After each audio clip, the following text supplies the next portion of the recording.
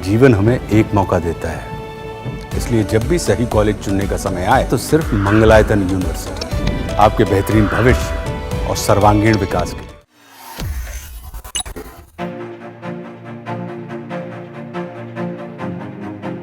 जब पीएम मोदी ने कनाडा की धरती पर कदम रखा तो उनका ऐसा जोरदार स्वागत हुआ कि पूरी दुनिया देखती रह गई। और अब G7 समिट में पीएम मोदी ने भारत का डंका बजा दिया। यहाँ तक कि जो कनाडा पिछले 1.5 साल से आंखें तरे रहा था, वो भी दोस्ती की राह पर आ गया। भारत और कनाडा के रिश्तों पर पिछले 1.5 साल से भी ज्यादा वक्त से जमी बर्फ दोनों देशों के प्रधानमंत्रियों के बीच हुई मुलाकात में पिघल गई।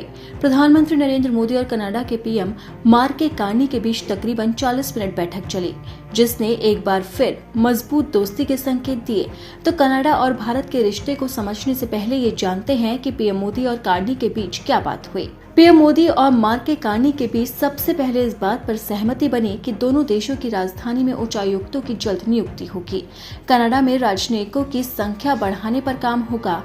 अपने अपने उच्चायोग के कामकाज को सामान्य बनाया जाएगा। मुक्त कारोबार समझौते पर थमी बातचीत भी शुरू करने पर सहमति बनी। इसी के साथ ही पीएम मोदी और कार्नी के बीच दूसरे अन्य सभी मुद्दों पर भी बात हुई। कार्नी के साथ मुलाकात में पीएम मोदी ने कहा कि भारत के लिए कनाडा एक साथ संबंध बहुत महत्वपूर्ण है। हम दोनों मिलकर लोकतांत्रिक मूल्य को मजबूत बनाने का काम करेंगे, मानवता के लिए काम करेंगे, हम अनेक क्षेत्रों में प्रगति करेंगे। वहीं कनाडा के पीएम कार्नी ने कहा कि हमें पीएम मोदी का स्वागत करते हुए गर्व है। हम प्रौद्योगिकी, AI, ऊर्जा सुरक्षा और आतंकवाद के खिलाफ सहयोग में काम करेंगे। पीएम मोदी और कार्नी की ये मुलाकात कनाडा और भारत की दोस्ती की नई दास्तां लिख रही है और ये संकेत भी दे रही है कि जिस तरह से कनाडा के पूर्व पीएम ट्रूडो ने भारत के साथ संबंधों को खराब किया था, अब मार्क कार्नी उसे सुधारने की कोशिश कर रहे हैं। कनाडा के पूर्व पीएम जस्टिन ट्रूडो ने भारत पर अपने देश के कुछ नागरिकों की हत्या कराने का आरोप लगाया था। ये आरोप खालिस्तानी आतंकवाद हरदीप सिंह निर्जर की हत्या के बाद लगे थे।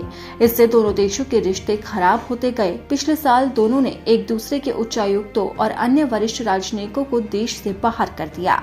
लेकिन अब एक बार फिर से कनाडा और भारत के रिश्ते सुधर रहे हैं। इस बात के संकेत तो तभी मिल गए थे जब कनाडा की तरफ से पीएम मोदी को G7 में शामिल होने के लिए विशेष अतिथि के रूप में बुलाया गया और पीएम मोदी ने भी इसे स्वीकार किया और कनाडा की धरती पर कदम रखा, जहां मार्क कार्नी ने उनका दिल खोलकर स्वागत किया। यानी साफ है कि अब भारत और कनाडा की दोस्ती धीरे धीरे आगे बढ़ रही है।